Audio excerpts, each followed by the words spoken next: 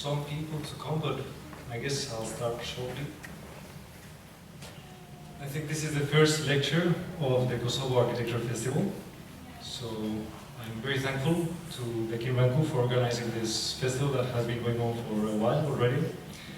It's the second year I'll be participating in the Kosovo Architecture Festival, together with my colleagues that are sitting there and that will be presenting the projects later.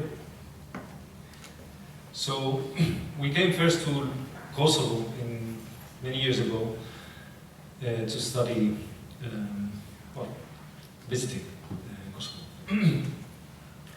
And the topic of tonight's presentation is going to be around sprawl, urban sprawl. So for those who know what sprawl is, we collected a group of names that signify the different ways in which urbanization is going on in different parts of the world today, that are all related with the idea of urbanizing the suburbia, the outskirts of the city. As we see, we have sprawl, suburbia, garden city, so each of these words means the same thing, and at the same time mean very different things, as each word came from a different person, a different scholar, a different condition.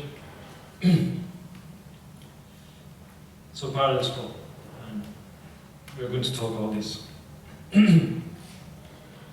So as students of architecture from different schools in Europe, in our case, Lausanne and Barcelona, we are trained in the tradition of dense nuclear cities. The references of urban design were Baroque Papal Rome, well, 16th century, as you see here in the Noli plan of Rome.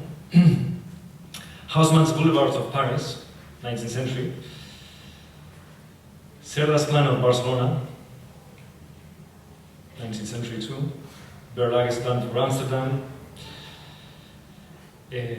Maurice Bayard plan for Geneva, 1930s. And we were talking about these plans before, and some plans relate a little bit to modernism, as it was understood in this area of the world. But the contemporary city as we know it today, we didn't seem to find anything about it, or anything that could explain it properly. The contemporary city, with its multiple conflicting narratives, seemed too difficult to be read and therefore theorized. And its main characteristic, urban sprawl, is considered in most schools as something evil, like bad. I mean, I don't know what's the case here in Kosovo, but when I studied in Barcelona, I mean, there was no way to argument for urban sprawl. But at the same time, as young architects willing to be independent, young architects, most of the first commissions are houses outside the cities. Like this house, not by me, but by my colleagues, Valentin and Guillaume, who will be talking later. Houses by friends, for friends that may have a land in a cheap area outside the city. And these are the first opportunities to work as architects that are not allowed to outside the big firms. On the other hand, the economic interest in the city center is so big that it has become difficult for small architecture firms to do anything in the big cities. And this is the example of Les Halles in Paris. And this project, which was realized, was chosen because of its financial performance. And many projects were submitted to this presentation, to this competition, like Remco, Hagia Novel, many different architects. But at the end, architecture was not important. This project was chosen because it was going to keep the closest of the shopping mall closed less days than the other projects. So the main reason behind choosing this project in the very center of Paris was just financial performance. Nothing to do with the shape or form or anything of the sort. So, having said this, we started exploring the suburban areas of Switzerland that we see here. And Switzerland is a very interesting country, architecture speaking. I mean, it's a tiny country for European standards, even if there are smaller countries like Liechtenstein or Kosovo. But and Switzerland is the second country in GDP per capita, only behind Luxembourg in Switzerland, and has a very long tradition of very crafted buildings. And even if it's a small country, it always tops the list of representation in architecture festivals and biennales. So, for example, this image is of the last Biennale in Chicago, where the most represented country was Switzerland. And this is an image of the previous Venice Biennale, where Switzerland was also the most represented country, and I still believe that this year, in the current Venice Biennale, Switzerland is still the most represented country. So, small country, but big architecture.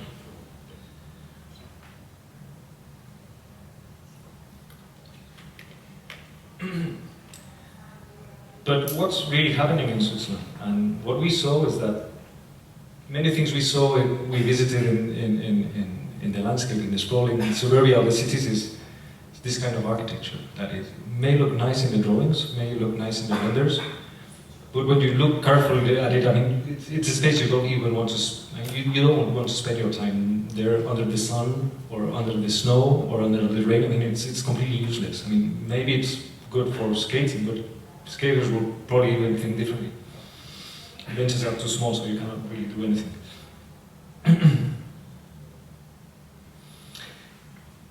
And in a way, looking for different conditions where maybe conditions are poorer, but there's more freedom for architects to work. My colleagues, they traveled to Kosovo, a little bit by chance, but they encountered a country which had similar landscapes. And Kosovo is a high plateau with snow peak mountains, where also there's been this phenomenon of suburbia going on for the last years. So this is a little bit the areas in Kosovo that we've been visiting for the last years. So now, just to kind of, to bring us, I mean, the questions we have every day when we work or we don't work. And right now we are in a disruptive time where the jobs business is changing, and Switzerland was one of the first countries that suggested that we should have income for all, independently from jobs, because jobs are disappearing. As we see here in this table produced by The Economist, except for spiritual leaders, dentists, and athletic trainers, most of the jobs as we know them are going to disappear. They are going to be substituted by machines. And I think Kosovo is not an independent case. I mean, probably the only people with jobs in Kosovo in the future are going to be imams. I mean, who knows? So it's this kind of condition where a few will keep their jobs, or they will keep the companies that keep producing things with robots, will have money and will be fearful of those who don't have, that are not owners of companies that have robots, that don't produce anything. And Kosovo in a way is almost ahead. We find, and there's many rich people in Kosovo that are fearful from the rest of their compatriots and are taking refuge in gated communities like Mariona, while the rest of the people finds a way to live there, in the landscape. So we find that Kosovo in a way is a laboratory for urban conditions that may be more and more important in the rest of the world, or in the developed world. And we start looking at sprawl in different ways. No? Instead of saying, well, sprawl is bad because everything we've learned at school, we try to think, well, I mean, what's good about sprawl? And, well, maybe sprawl is more democratic. I mean, the initial capital to build an individual house is lesser than that needed for an apartment. Democratizing the activity of building and developing land where weak municipal governments cannot take the initiative. It's easier to make a single unit family house than a block of apartments. Anyone with a land and some bricks can start making their own house. Building an apartment block, it's a different scale of thing. Small suburban houses can be self-built by people that are going to live in them, making use of other resources such as time. I mean, maybe a couple is one of the couple is unemployed, but maybe someone could help building their own house. So you employ yourself to build your own house. Incremental construction, that is building by phases, may allow low-income families to access to housing without going through financial products by banks. So if you buy an apartment, you have to put all the money, but to buy a shed that you may convert into a small house that then you can make a bigger house, you can do that slowly. So instead of paying slowly to the bank, you invest slowly into your future house. Self-sufficiency. I mean, an unemployed family can also grow its own food or manage its own small farm in a suburban house, something you cannot do in the city.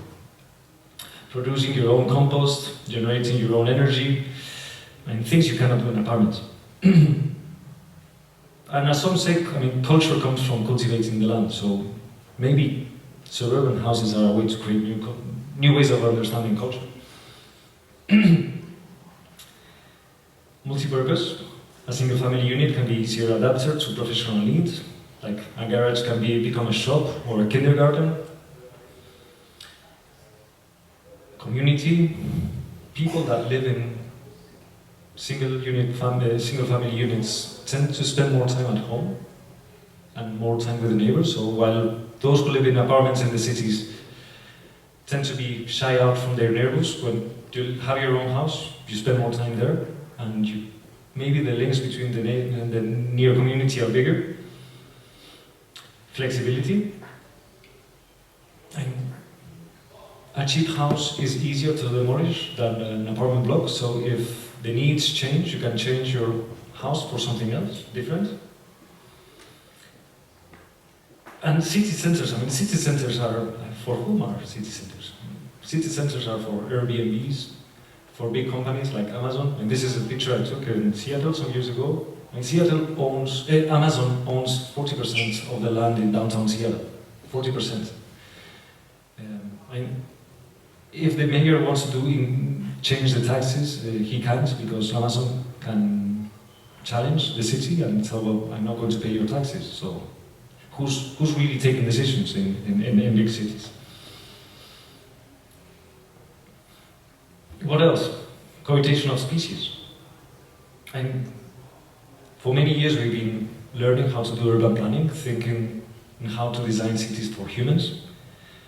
But with all the big challenges we are faced in the very near future, and we have to start thinking of how do we plan and design cities, not only for humans, but for the entire spectrum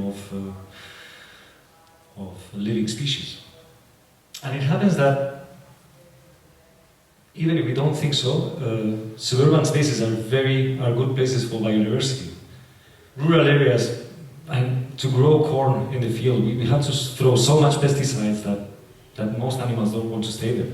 And the cities are too concrete for animals to live there.